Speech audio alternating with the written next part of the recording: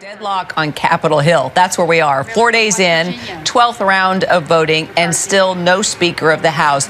And if you didn't know his name before, well, you sure do now. Kevin McCarthy. And he's telling our Rachel Scott, it's not how you start, it's how you finish. Republican leader Kevin McCarthy of California seems to be convincing conservative opponents he's worthy of the job of Speaker, but still has to whip a few more votes. To get here, McCarthy has had to weaken his own power. He will reportedly allow any Republican member to call for a vote to remove him at any time. And he's made a number of very specific promises about policy votes, hearings, and spending. Democrats, like incoming Manhattan and Brooklyn Congressman Dan Goldman, say this is an indication Republicans will be too paralyzed to actually lead during the next 2 years. Tellers agree in their tallies that the total number of votes cast is 432, of which the Honorable Kevin McCarthy of the state of California has received 216.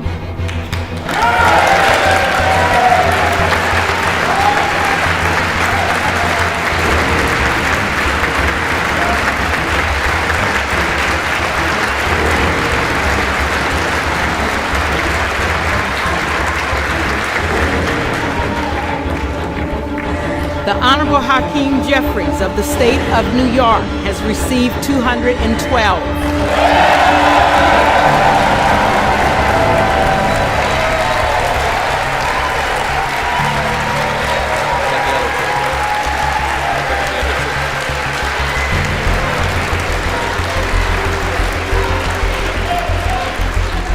The Honorable Jim Jordan of the state of Ohio has received 2.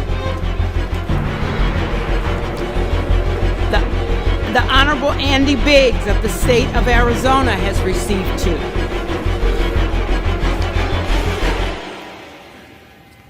No member-elect having received a majority of the votes cast, a Speaker has not been elected.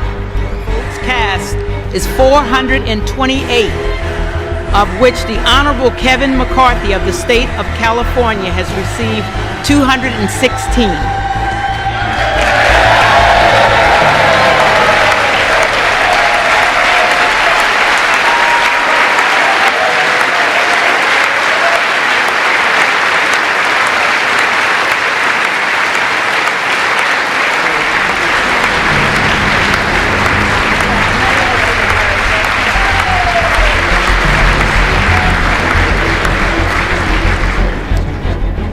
Honorable Hakeem Jeffries of the state of New York has received 212.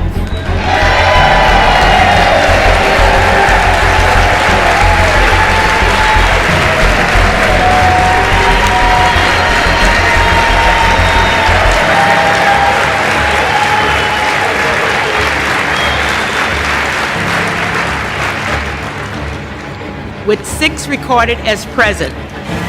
Therefore, the Honorable Kevin McCarthy of the state of California, having received a majority of the votes cast, is duly elected Speaker of the House of Representatives.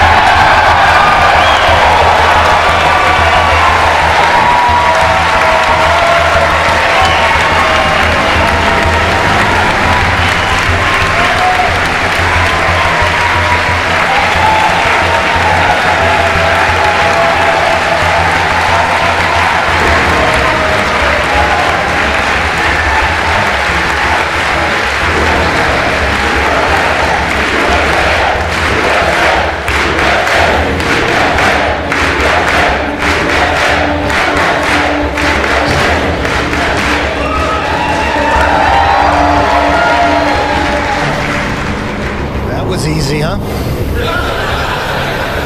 I never thought we'd get up here. Thank you, Minority Leader Jeffries. Hakeem, I've got to warn you. 2 years ago, I got 100% of the vote from my conference.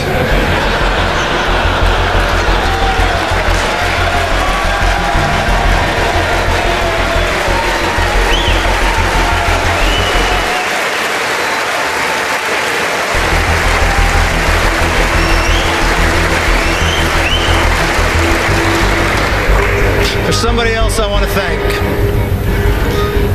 The gentlelady who served as our presiding officer this week, our clerk, Cheryl Johnson. Thank you.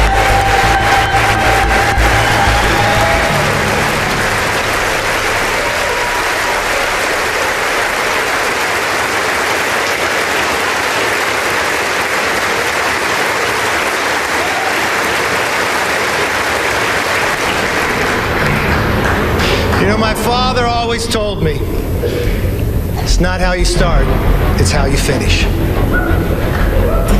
And now we need to finish strong for the American people.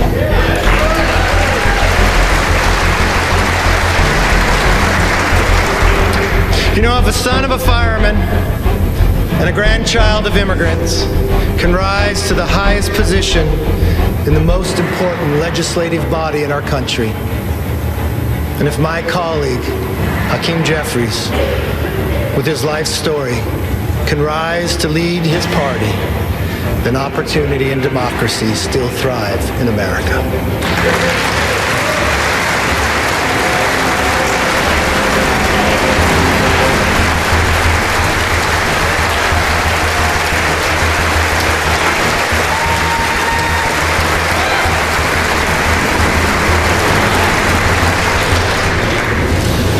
To Leader Jeffries, there will be times we agree, and many times we will differ.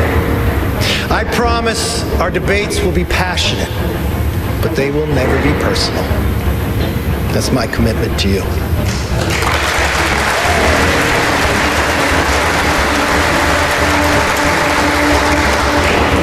And now, the hard work begins. What we do here today, next week, next month, next year, will set the tone for everything that follows. Tonight, I want to talk directly to the American people.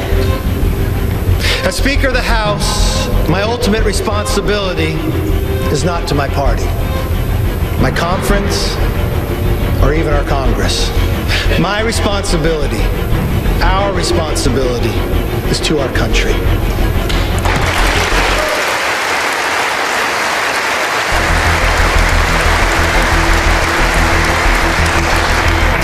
Months ago, you voted for a new direction for our country. You embraced our commitment to America, and now we're going to keep our commitment to you.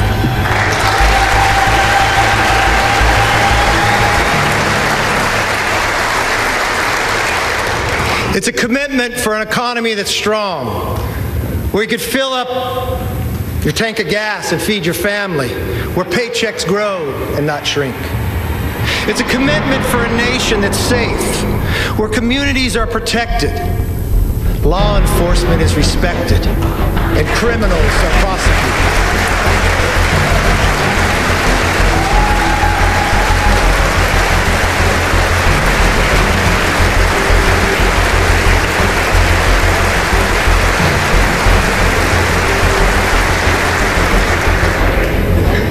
A commitment for the future that's built on freedom, where children come first and are taught to dream big. Because in America, dreams can still come true.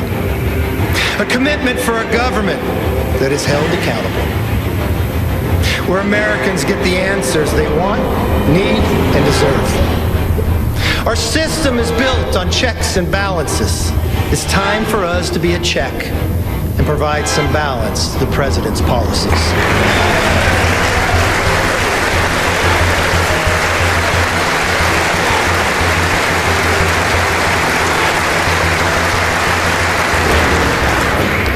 There is nothing more important than making it possible for American families to live and enjoy the lives they deserve.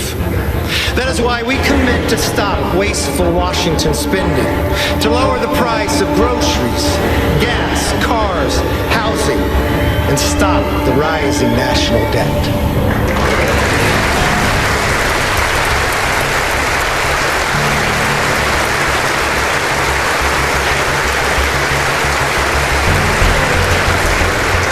We pledge to cut the regulatory burden, lower energy costs for families, and create good-paying jobs for workers by unleashing reliable, abundant, American-made energy.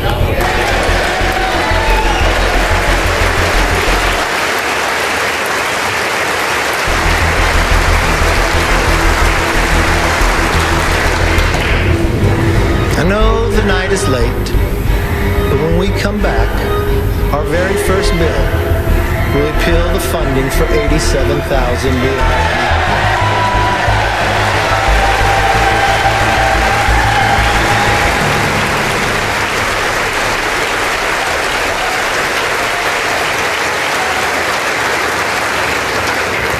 You see, we believe government should be to help you, not go after you. We're going to pass bills to fix the nation's urgent challenges, from wide open southern borders to American last energy policies to woke indoctrination in our schools.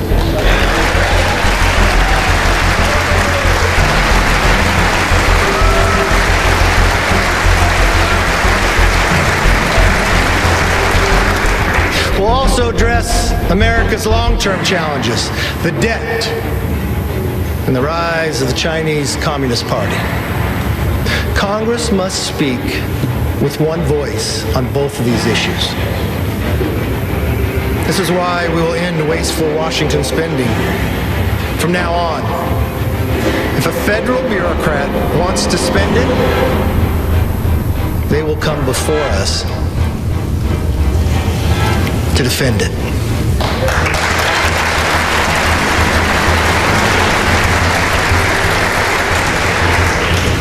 As for the Chinese Communist Party, we will create a bipartisan select committee on China to investigate how to bring back the hundreds of thousands of jobs that went to China, and then we will win this economic competition.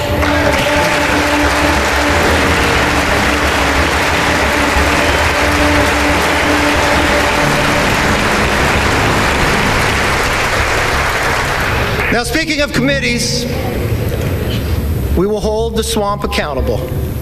From the withdrawal of Afghanistan to the origins of COVID and to the weaponization of the FBI.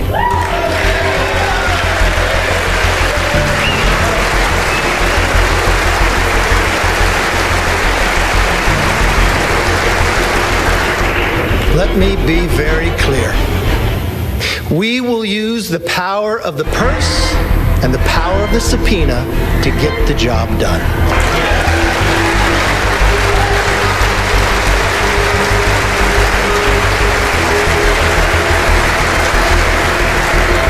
This is something we should all agree upon.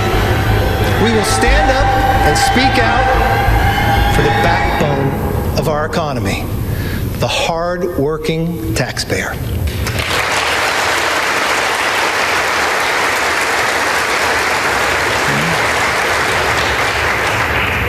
It's nighttime here in Washington, but in some ways, it's also like a new beginning, a fresh start. My friends, this chamber is now fully open for all Americans to visit.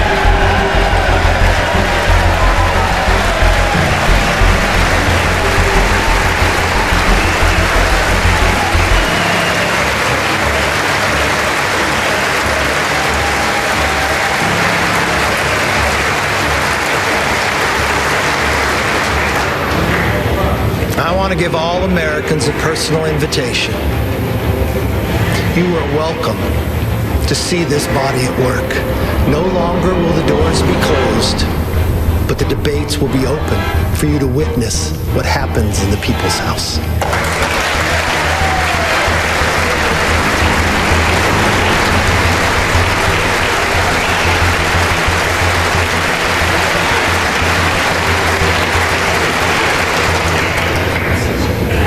From the committee rooms to this floor, we commit to pursue the truth passionately and embrace debate.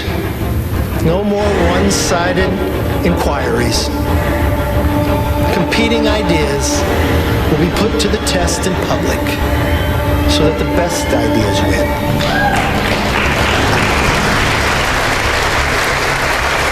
But we also pledge to bring Congress to the people, because answers have not and will not always be found in Washington.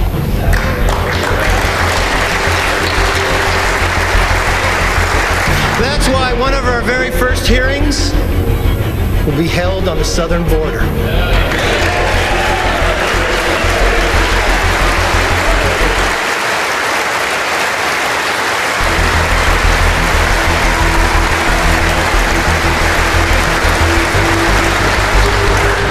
No more ignoring a crisis of safety and sovereignty. We must secure our border.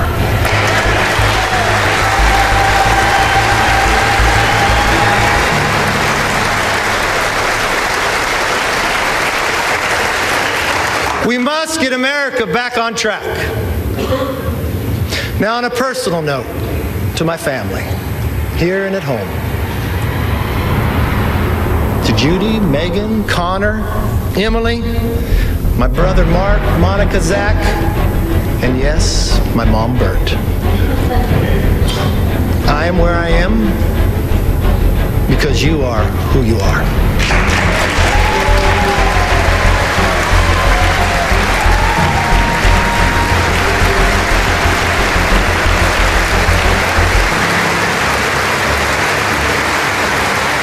You can stand.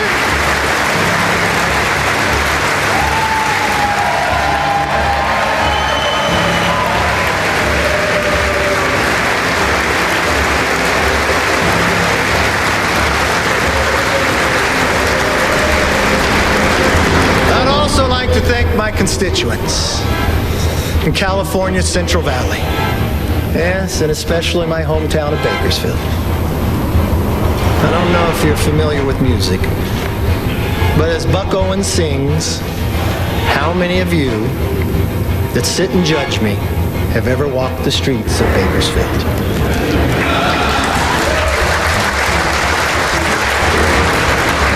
Well, I've walked those streets my entire life. I know its people. They're hardworking and relentless, optimistic about our future. And I'm very honored to have the opportunity to represent them. I am a son of a firefighter. I saw firsthand what it means to have hard work, leadership, and service to others can change people's lives. And that is exactly why we are here today, to serve you, the people. We come here with the support of our families and the faith of our neighbors to be their voice in Washington. For all the wives and husbands, children and parents who are watching a loved one to be sworn in, I knew it took a couple extra days. I'll be honest, it's not how I had it planned. I want you to remember this moment. Take it in. Your loved ones are about to make history. My colleagues and I thank you for your understanding and your sacrifice. And we will work every day to make you proud. My most favorite spot in this building is not in this chamber. It's in the chamber they met before, in Statuary Hall. It's my favorite place to take people on a tour. You see, it's where Abraham Lincoln served. He was just a one-term congressman, sat in the back. I like to go to that spot and I like to stand where he stood. I like to do it at night when people aren't around. I like to look over and look at the clock. Because that's the same clock and same view that Abraham Lincoln saw. I've watched Lincoln serve in the greatest challenge to our Constitution, the Civil War. I watched him take peoples who were rivals and put them together. I watched at a time that he did not know if a nation could sustain itself. but he dreamt of a future and built a railroad across the nation. I want us to all take a moment one time that you are here. I want you to stand there.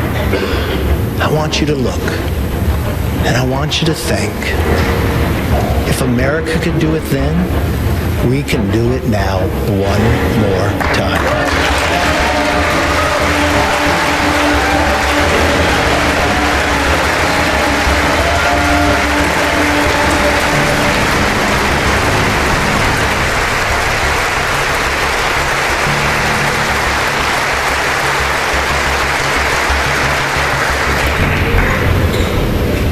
You know, Abraham Lincoln gave his life in service to this country. One of his most important observations about America applies today, as much as it did 160 years ago. He said, "We are striving to maintain the government and institutions of our fathers and to transmit them to our children and our children's children's forever." My fellow Americans, that is still our mission today. This moment calls for restoring trust within our country and with each other. In that spirit, I will work with anyone and everyone who shares our passion to deliver a better future for the nation. I hope you'll join me. As a Congress, we can only operate if we cooperate. My door will be open. I'd like you to come by. I want you to see, as you walk down the hall, a large portrait of Lincoln. I want you to go into that conference room. And I want you to see another portrait. My members know of this. It's of Washington crossing the Delaware. You all know the story. It happened on Christmas, 1776. There was no iPhone to take a picture. People wonder when it was painted. It wasn't painted by someone who was there. It was painted in 1850 and 1851. He was an immigrant who lived in America, Emmanuel Ince. You know why he painted it? Because he knew America was more than a country. America was an idea. He went home to Germany, and he wanted Germany to have a revolution based upon the values and freedoms that we defend every day. His talent was art. So he believed if he painted this painting, he could inspire his countrymen to rise up for the idea of freedom. Well, many historians will tell you he didn't get it correct. They'll tell you Washington crossed on a Durham boat, but he paints it with Washington in a rowboat. You see 13 people, but only 12 faces. You see Washington standing up in a rowboat in the middle of winter, wearing a ceremonial uniform with his hand on his chest. He looks so stoic. You would look at that man, you'd say, I'd follow him anywhere. You probably believe that he never lost a battle. But history would tell us at that moment, at that time, he had only lost. We had never won. You see, that was the night of our first victory as a nation when we surprised the Hessians. But when you look at that painting, don't look at Washington. I want you to look at who's in the boat. You see, the second rower in the beret, he's Scottish. The person directly across from him in the green, rowing in the exact same cadence, is an African American. You come down right to the middle in the red, the person who's rowing the strongest is a woman. And in the very back is a Native American. I don't know from a historic fact if they were in the boat that night, but to this young immigrant who had lived in America, that's who he believed would be in the boat. The second to last person is a farmer. He could be from Bakersfield, I'm not sure. His hand goes across his face. People will debate this part. But what I see is a hand of the 13th person nobody sees. You see, what I believe Emmanuel is saying is, here we are, battling for the creation of the idea of freedom. That every individual is equal. Not a perfect nation, but striving to be a more perfect union. Having lost every battle against the greatest challenge with the strongest nation. Having lost them all, but willing to do it on our holiest of nights, with a hand reached out and asking if you would join us. That's as true today as it was then. If we let everybody in the boat, if we row in the same cadence together, there is no obstacle this body can overcome for this nation.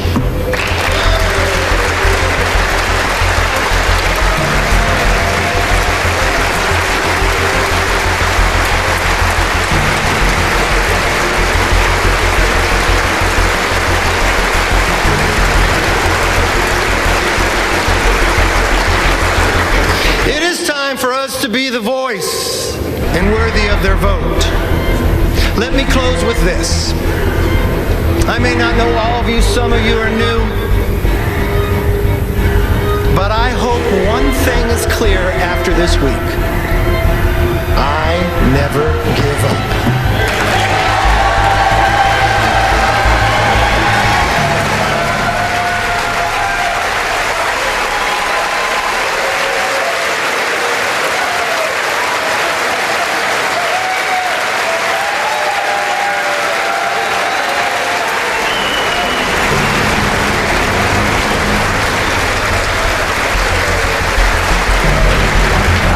Make this promise. I'll never give up for you, the American people. And I will never give up on keeping our commitment to America. Our nation is worth fighting for. Our rights are worth fighting for. Our dreams are worth fighting for. Our future is worth fighting for.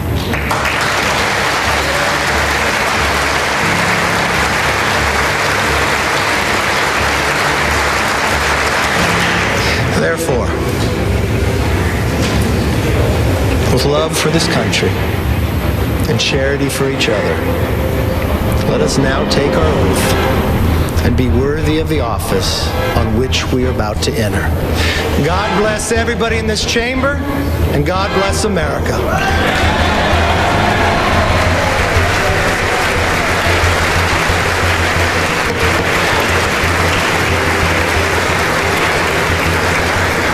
Not so fast, I have to get sworn in first. Sit down. I am now ready to take the oath of office. I want to ask the Dean of the House, the Honorable Hal Rogers of Kentucky, one of my first mentors, to administer the oath of the office.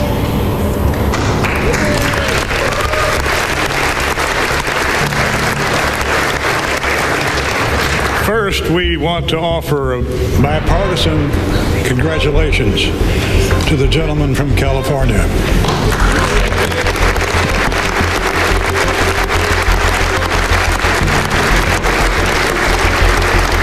Now will the Speaker designate raise his right hand. Do you solemnly swear that you will support and defend the Constitution of the United States against all enemies, foreign and domestic, that you will bear true faith and allegiance to the same, that you take this obligation freely, without any mental reservation or purpose of evasion, and that you will well and faithfully discharge the duties of the office on which you're about to enter. So help you God. Yes, I do. Congratulations and Godspeed.